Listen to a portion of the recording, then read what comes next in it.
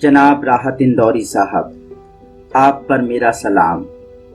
ये ख़त मैं उस वक्त लिख रहा हूँ जब आपके मरने की खबर चारों तरफ फैल चुकी है। खबर है कि कोरोना के दौरान दिल के दौरे ने आपकी जान ले ली। कम वक्त दिल भी क्या चीज़ है जो मचलता हुआ ही अच्छा लगता है। उसका ठहरना गजब ढा जाता है। ये दिल मानने को राजी नहीं कि आप कहीं और अपना मकान तलाशने निकल गए हैं। ये दिल ही तो है जो बार बार कह रहा है कि काश आप उठते और कहते, अभी गनीमत है सब्र मेरा, अभी गनीमत है सब्र मेरा, अभी लबालब भरा नहीं हूं मैं। वो मुझको मुर्दा समझ रहा है, उसे कहो मरा नहीं हूं मैं। मुझे नहीं मालूम आपका बचपन कैसा रहा होगा या कैसा गुजरा रहा होगा, मगर सुना है कि आपने शायरी करने से पहले कैनवास पर रंग बिखेरे। उन रंगों में दिल को सुकून हासिल नहीं हुआ तो हरफों और लफ्ज़ों को अपना हमसफ़र बना लिया। वो लफ्ज़ जो आसमान से सितारों को उतार लाएं, सियासत को नसीहत दे जाएं और नादानों को अक्ल दिलाएं।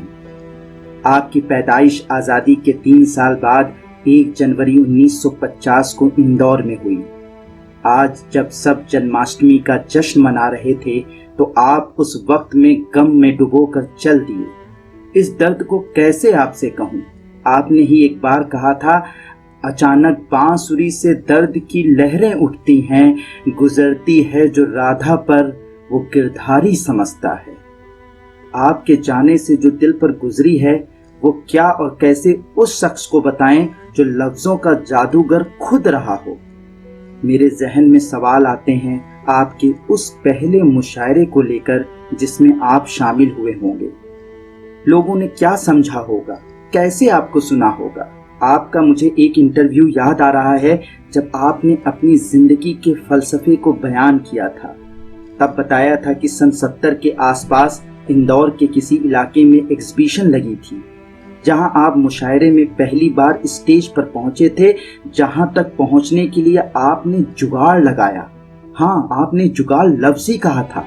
उस वक्त के टॉपर शायर खुमार बाराबंकी, कैफ भोपाली, पेकल उत्साही वगैरह वगैरह तमाम लोग थे। तब उन्हें लगा कि ये लड़का कुछ अलग है।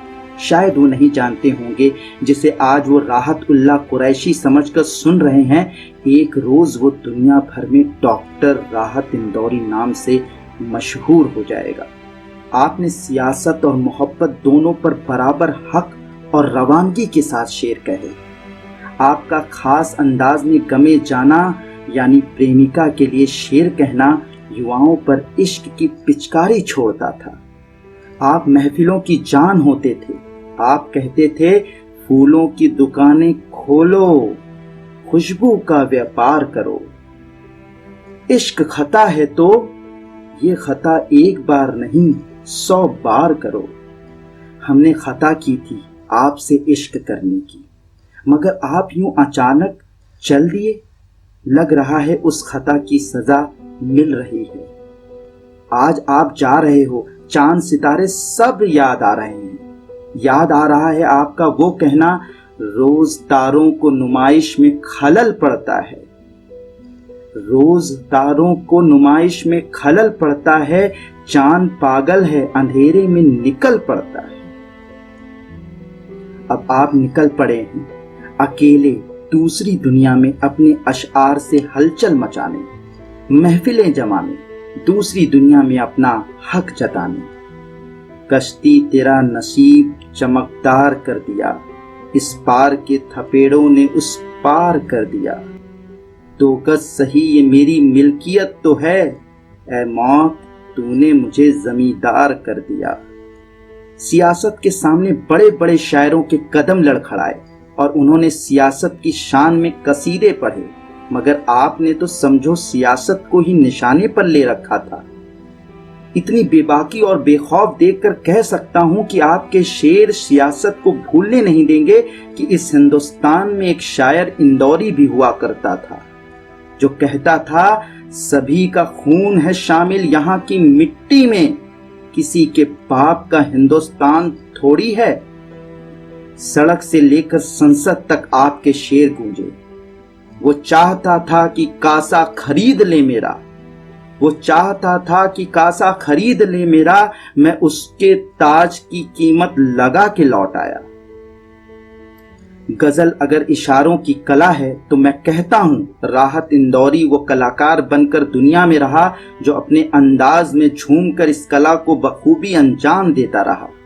ये उस शायर को अलविदाई खत है जो जीने के सलीके सिखाता रहा, जिंदगी के मायने बताता रहा, कैसे दुनिया में रहा जाए वो सिखाता रहा। घर के बाहर ढूंढता रहता हूं दुनिया, घर के अंदर दुनियादारी रहती है।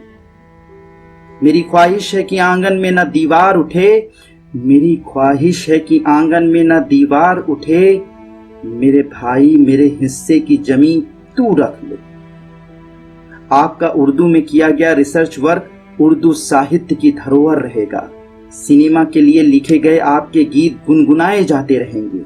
याद आओगे जब कहीं सुनेंगे ये गीत, तुमसे कोई प्यारा कोई मासूम नहीं है, दिल को 1000 बार रोका रोका रोका, चोरी चोरी जब नजरें मिली। अब आप चोरी चोरी जा रहे हो। आपने ट्विटर पर कहा था कि बीमारी को हराने जा रहे हो, मगर सुना है तुम दिल से हार गए। जा रहे हो इंदौरी साहब, जाओ, अलविदा, याद आओगे।